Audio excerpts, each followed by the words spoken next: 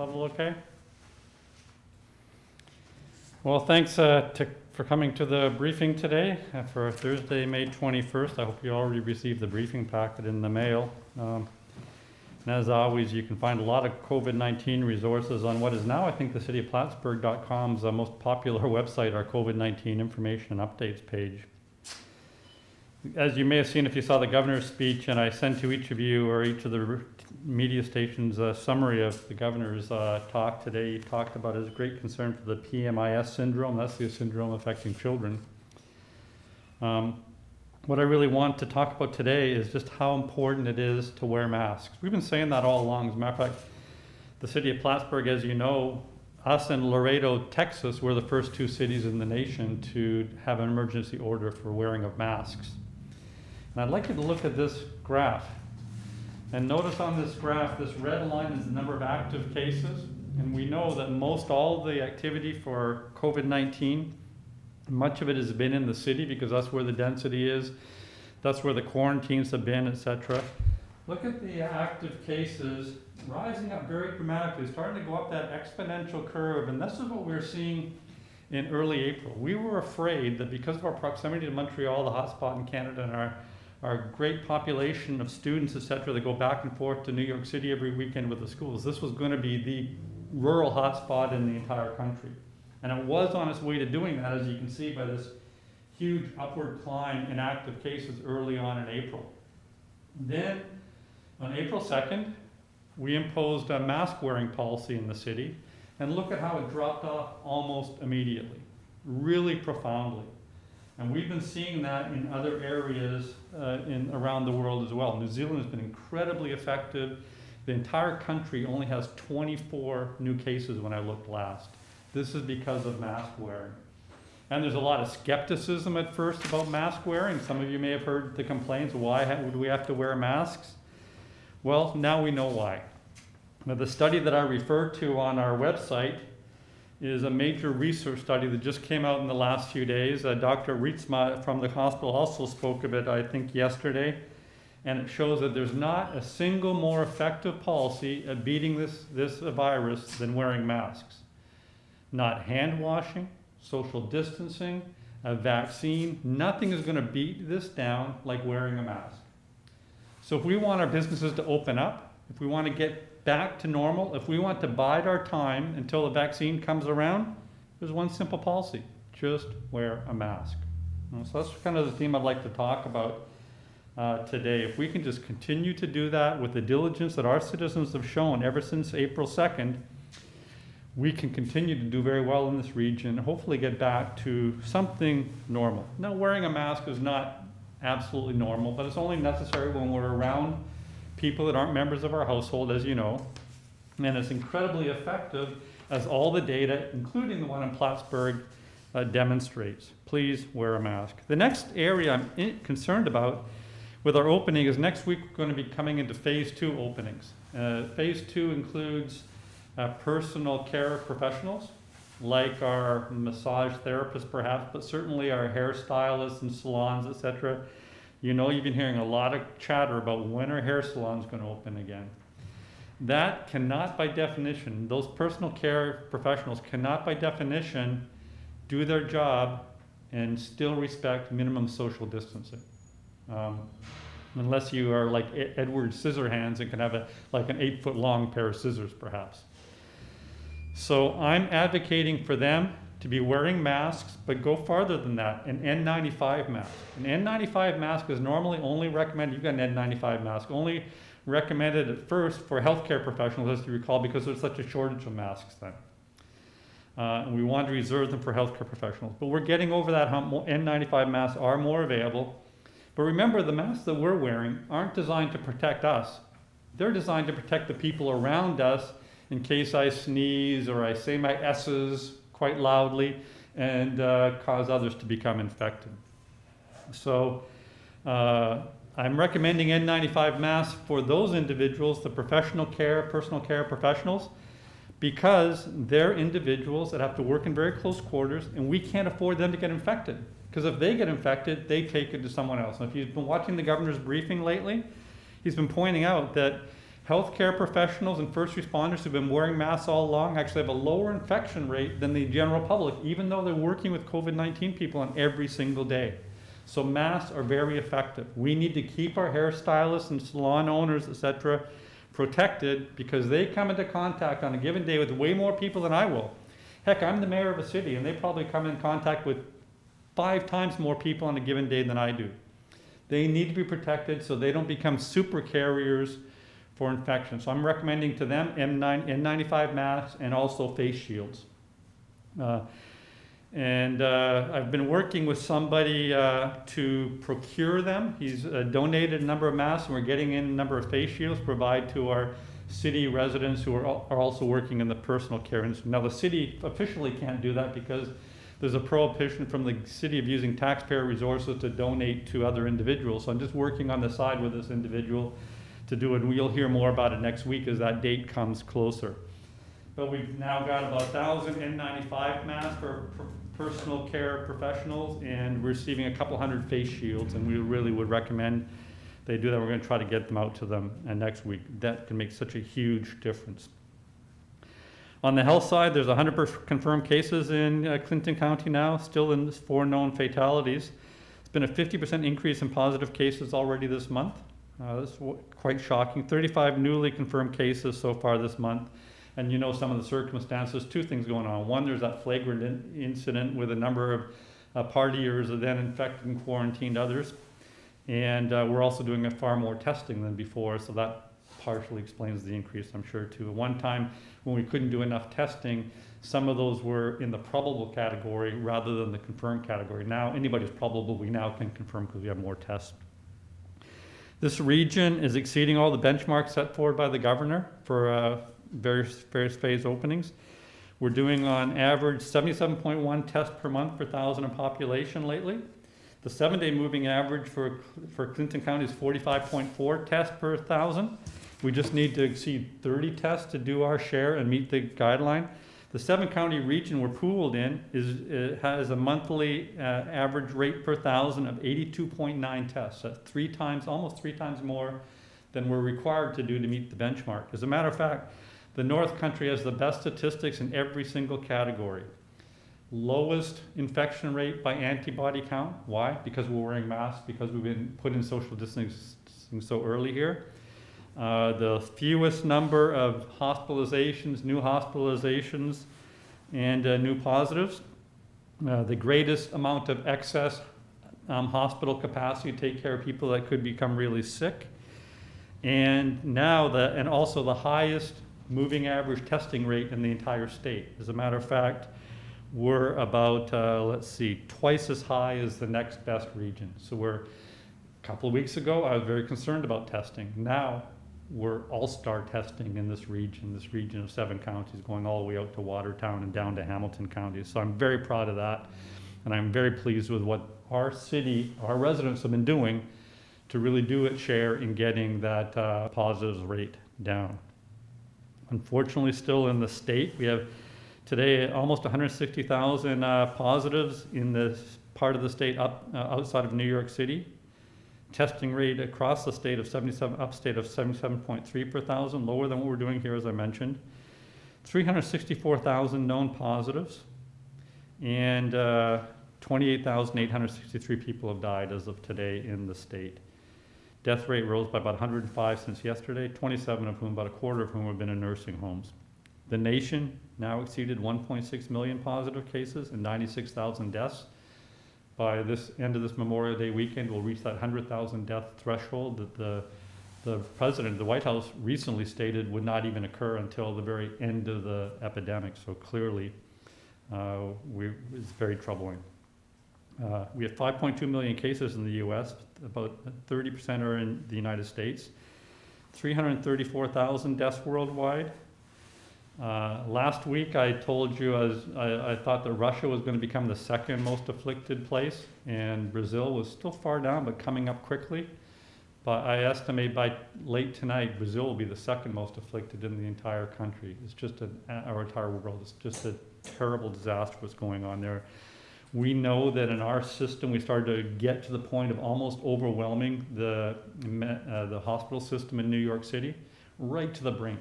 They're way past the brink. It's very, very sad. And if they continue on in this trend, just within a few weeks, they'll even surpass the United States in total deaths and total positive cases. Very sad what's going on there. And each of these three nations tended to not look at the evidence, not impose some of the standards as early as they could on a national basis. Countries like New Zealand and Germany and South Korea that you've heard about jumped right on this very early on. You might have also seen a Columbia University study that came out yesterday and the day before that shows that if we could have started in this country a week earlier, we could have saved about 30% of the lives. If we started 2 weeks earlier, we could have saved about 55% of the lives. So that early intervention, as we did in the city of Plattsburgh, by the way, makes a huge difference in absolutely saving lives. If we hadn't done some of the things that we've done in the city here, I'm quite convinced that more lives would have been lost, and that's just really tragic. Now, of course, I've got with me my budget person, and we've got all kinds of budget and financial challenges that we're going to have to overcome, but none of them are like the loss of lives that fortunately we've been able to minimize in this region. The other thing you hear, by the way, is, well, we've done really good. We don't have much of an infection here. That means we shouldn't be wearing masks. We don't need to worry about social distancing. We can open up. Well, actually, it's the other way around, isn't it? The reason why we don't have high infection here is because we have been doing all the social distancing and we have been wearing the masks. That's made all the difference. And as soon as we stop doing that, we're right back to where we were in early March. We're still, because we've done such a good job in preventing the infection from penetrating here, if we stop doing all these things, we're still 99% vulnerable. Very few of us have actually got the antibodies because we've done all these things. So we're just a lamb waiting to be slaughtered if we stop doing all these things.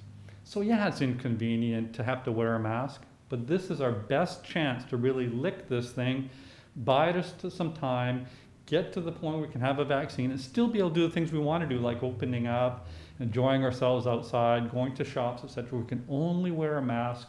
All these things are possible. So yeah, it's annoying to wear a mask when you're outdoors and crossing paths with other people, but lives are being saved, and also livelihoods are being saved because it's allowing us to open up. Only we can maintain that discipline, as difficult as it is. One other comment, we're continuing to await information that's going to help my colleagues on the Finance Committee that are here with me today to see if we can salvage any of our budget. They're coming up with their date where they need to present their 5-year plan. Just, I think next week you aim to do it, and we're working on doing our budget. I'm going to get my budget out early. You'll hear about more of that probably next week, but I'm going to do my budget in a couple of phases. One, a COVID-19 budget. If we're still in this morass, in this recession, et cetera, as we expect, at least in some sort for this year and next year. But then also an optimistic budget if we receive the federal funds that we're hoping will pass. You saw the $3 trillion bill.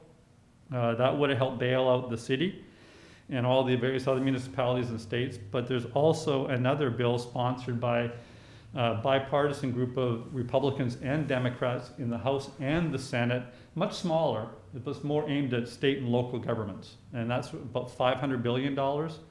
I've been doing the calculations. That is exactly what we would need because it emphasizes those municipalities that have the high infection rates or states that are most dramatically hurt. And it also emphasizes the amount of revenue certain states have lost because of COVID-19. And that will be exactly what we would need to try to rebuild. So I'll be producing a couple of bills, kind of an austerity an austerity budget, but also a budget anticipating that there may be federal aid on its way.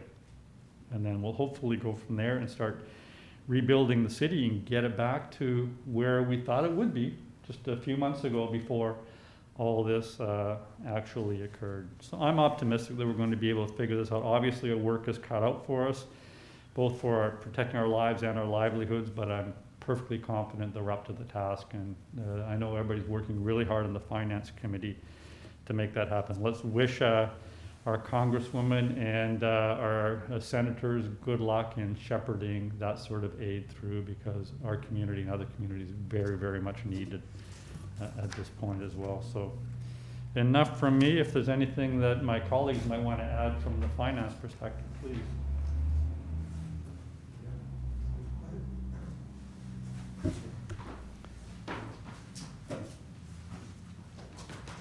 Just as we've stated previously, we're looking at the city's finances every single day and listening for news to try to determine what will happen to funding such as the aids and incentives for municipalities and sales tax.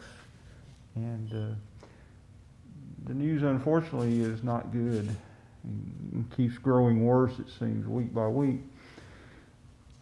So we incorporate all that into our daily projections, and we've discovered that even in best case scenario, we fall about $3 million short this year. So that's a little more dire than we first anticipated. As you know, we've laid off or furloughed a number of employees. And that is helping to the tune so far of about $700,000 in savings, but it falls far short of the $3 million that we need. So I would invite you to attend our council meeting, or if you can't attend, of course, to attend remotely by watching the YouTube feed and discover some more of the details. And that's all I have to say for today. Jeff, you have anything to add? Yeah, I just have a little bit. This is the one thing I'd like to add. It looks like in the state retirement system, it looks like the markets are up a little bit, so we probably will benefit from that. But on the other hand, Canada is going to remain closed until probably the middle of June or beyond. So our sales tax is going to continue to take a hit, and this will be the first full quarter that we feel the effects of the shortage of tax returns. So we need to keep up on that, and I really would like people to understand that we cannot come up short on the general fund. You cannot borrow money for police, fire, roads, any of those things. So at the end of the year, if we misjudge this and cause a problem where the books don't balance, we are going to come up short. And the only option we would have at that point is a huge tax increase. And I know I speak for the mayor and Councillor Kelly, that is not an option for us. In this time, people really need to be able to keep their taxes affordable. So we're going to do all we can to make that happen. And if we err a little bit to the good, that's great, but we cannot make a mistake to the downside. That's all I had. Thanks. Just maybe one correction, we can borrow for roads, but certainly not police and fire and all the various operating expenses, which is the vast majority of our budget. And it was reported in the Wall Street Journal just a couple of days ago, if I recall, that the governor's budget office anticipates reducing AIM by between $300 and $400 million, which our share of that would be pretty much in line with what we've been anticipating in our analyses as well.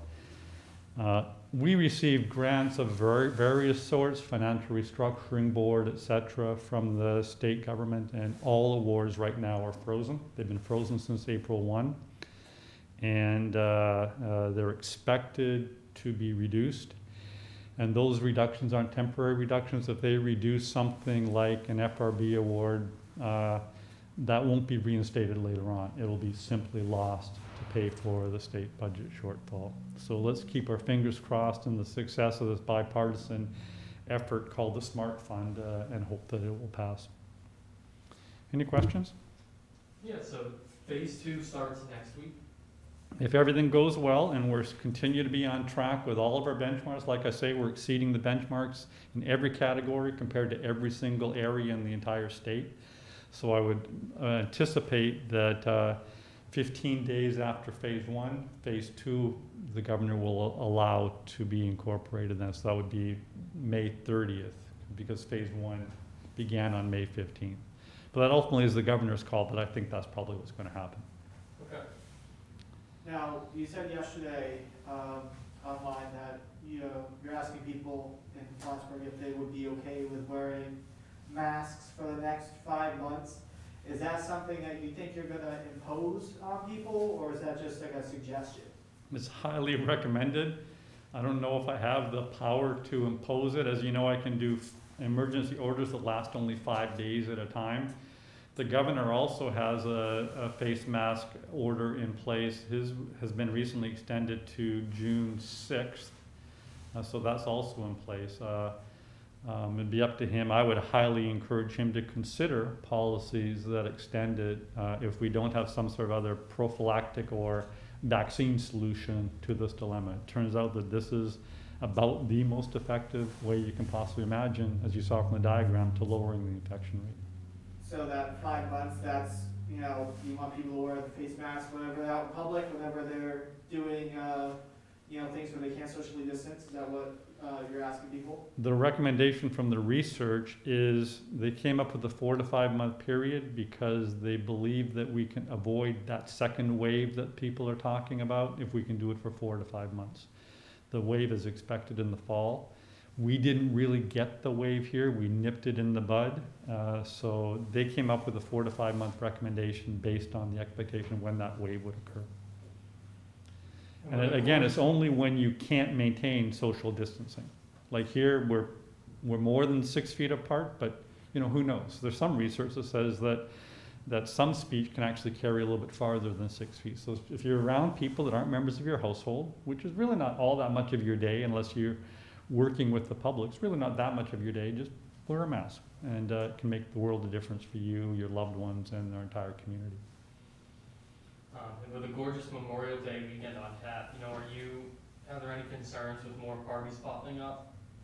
We are, and the police will be watching for that to ensure that the governor's order against congregation, he's changed the limit to allow people to congregate up to 10, as you probably have seen. But even then, if they're not part of your household, just wear a mask. It's going to make a world of difference. But yes, we are concerned, and we were concerned last weekend, as you recall, when we had that outbreak, because we had the same conditions, great weather. A lot of people are getting antsy, want to go out and do something and socialize. And yeah, do it. Just wear a mask. Now, I love how you had a graph there kind of showing everyone how masks wearing has benefited the city. Just in your own words, just to reiterate, how has wearing masks, you know, benefited the city in being able to reopen? I personally think it's miraculous that we could have done so well in this area when we had the risk of being the worst rural community in the entire state, and quickly turned that around. And I attribute a lot of that to a very early adoption of masks. We also, as you know, adopted all the social distancing policies well before. Mask policy we adopted 15 days before the state did, and social distancing probably 5 or 6 days before the state did. And it's just really made a difference to turn things around in this highly dense population center. So I think it really is essential, and it saves lives, as we can imagine. We can imagine how much worse we could be. We could be St. Lawrence County. They had far more deaths and positive cases for a county very similar to the size because they just didn't get that social distancing and mask wearing down like we did here. So in Warren County, probably 3 or 4 times the number of positives we've had here, with 3 or 4 times the number of deaths. The difference is people took it really seriously here and did their part very early on, and it makes a world of difference. But not only does it save lives and reduce positive cases, it also allows us to open up earlier and get back to a new normal. Now we know that new normal is going to be different. Heck, I guarantee you're going to be doing your business very differently for the next 2 years, even if there's a vaccine tomorrow. You found ways to do things at a distance, to use Zoom for some of your interviews, to do interviews at a distance, to take our YouTube feeds. Business is going to be different from here on in. It's going to be much more social distancing conscious for the foreseeable future. This is the first real big pandemic I've had in my life, real big one. I've been through the H1N1 and the bird flu and all that kind of stuff, the SARS and the MERS and everything, but nothing like this. But I bet you it won't be the last in your lifetime. But now we're better prepared. We know how important masks are, social distancing is. We now see the value of public health. 3 months ago, if you asked about public health, oh yeah, it's those guys in that red building up there. Don't really know what they're doing, but I'm sure it's fine. Now they're our heroes, right? turned around in just a couple of months, and that, I don't think that's ever gonna turn back. Now we know the value of investing in good public health, screening, testing, contact tracing, good advice, et cetera. So obviously Memorial Day weekend, big weekend ahead of us. Weather looks gorgeous. Like he's saying, outdoor restaurants, when do you expect them to be able to open? I believe they're phase 3, so if everything continues on plan, that'll be somewhere around June 14th, I would estimate. I know the council's considering tonight permits for outdoor seating. That's going to help them be able to get out and seat more people in a more spread out way. So the council, I know, is very much behind anything that we can do to contribute to their livelihood and allow them to spread their customers out. You've been hearing that they're only allowed to take potentially under the guidance maybe half as many customers. That's a tough business. When you have to turn away half your customers, it's very difficult to stay in business in the restaurant. So we're trying to do everything we can to allow them to thrive, but allow you also to have some sense of normalcy as well, as long as we can do it with good practices. What about the beaches? Our beach is now considered a park. We don't have the capacity to meet the social distancing, monitoring, and policing, and we don't have the capacity, enough lifeguards, that we need extra lifeguards to meet the new criteria. They simply don't exist. And as you saw, the town of Plattsburgh also realized that they don't exist. They aren't able to open their beaches either. But we still have a nice beach. We have a nice park. Let's consider it a park. Go down there and enjoy yourself. But we're not permitting swimming without it being supervised, and we cannot supervise it. But we do want people to go out and stay within their household, but enjoy the outdoors in this really nice weekend. So they're not closed, they can go to the beaches, you recommend obviously they socially distance? Of course, the governor produced a whole series of criteria for beaches that included social distancing. He's not allowing concessions to be opened at beaches for the foreseeable future, and is closing anything that would cause people to congregate at the beach. So no volleyball games, spectator sports, all those sorts of things. But please, we want people to go out and enjoy themselves on this nice weekend. Now you said that obviously you guys are gonna be patrolling, City of Plattsburgh is gonna be patrolling this weekend, watching out for any parties, any mass gatherings of 10 people or more. Are you guys gonna be, is the beach probably gonna be one of the hot spots you guys are gonna be looking at? Because obviously, as you know, everyone around here likes to go to the beach, obviously for Memorial Day weekend, likes Right. to, have fun. Is that gonna be one of the spots that you guys are gonna make sure is locked down? It won't be locked down. It'll be conforming to the governor's requirements. That beach is plenty big. I think the chamber tells us it's the longest freshwater beach in the entire country or something like that. So lots of beach there for people to spread out. Just we need people to spread out, stick with their family and their households, or wear a mask. It's not and wear a mask, it's or wear a mask if you're with your household. And what about boating? Obviously, another big weekend for boating. And I think the governor opened up his marinas and all that, boating is allowed and all that kind of stuff too. Again, these are governor's orders rather than ours, but certainly we encourage everybody to do whatever they can consistent with the governor's orders. Kind of going back to the personal care workers, I know in kind of speaking with some of those individuals, there are mixed kind of views about, some people are really excited to get back to work, get that paycheck, and then other people are kind of nervous about it and the new restrictions or how that might evolve and what that might look like. Does the city have, since given the concentration of business here, is there kind of a plan sort of forecasted for if, say, there is an uptick in cases or transference due to the personal care interactions? I was just curious if there's anything in the works. That's right. As you know, there's a reopening committee that is required to watch the data on a daily basis. And if there's outbreaks, we need to, as the governor says, close that valve back down again.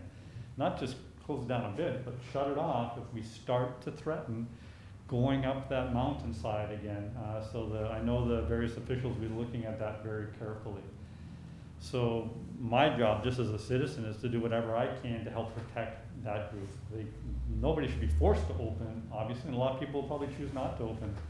But if you do open, I want to make sure that you've got N95 masks and face shields to protect yourself. And then if we can protect them, they can ultimately protect all the customers they come in contact with. But they're in a terribly awkward position. You know, it's one of those things that if you don't open, you run the risk of losing a lot of your clients to somebody who does open. It's kind of hard to get those clients back again. So they feel tremendous pressure and anxiety. All I can really do is try to alleviate a little bit of that anxiety by providing them with some of the PPE that they may need. Last thing is, what would you say to, you know, residents in the city of Plattsburgh to urge them to continue wearing a mask and keep being diligent? You know, I've been doing it for since April 2nd, month and a half now. I don't think it's all that hard. Some people don't like doing it, but most people seem to really get it in the city. Most of them are pretty vigilant. We get a number of complaints, but it's usually from people who go into a store, and often not even stores necessarily in the city of Plattsburgh, because the city of Plattsburgh people have to shop in stores, for instance, in the town of Plattsburgh. And they're complaining, well, why are people even let in the store not wearing a mask, etc.? People are very anxious now that everybody around them also wears a mask. If you wear a mask to protect me, it's kind of insulting for me to not wear a mask to in turn protect you. So I think that the people I'm hearing from and the people that are complaining are the ones that want to do their part in protecting you, but want you to also protect me. So I think there is very positively received for the most part. Some people are griping, but you know, wearing a mask is a lot better than, oh, I don't know, dying.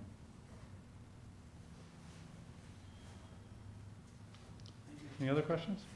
Well, thanks very much, folks. Thank you. And thank you all for being so good at wearing a mask. I think that's a big thing today. Make sure you get the word out to the personal care professionals that we're going to do what we can to help them too.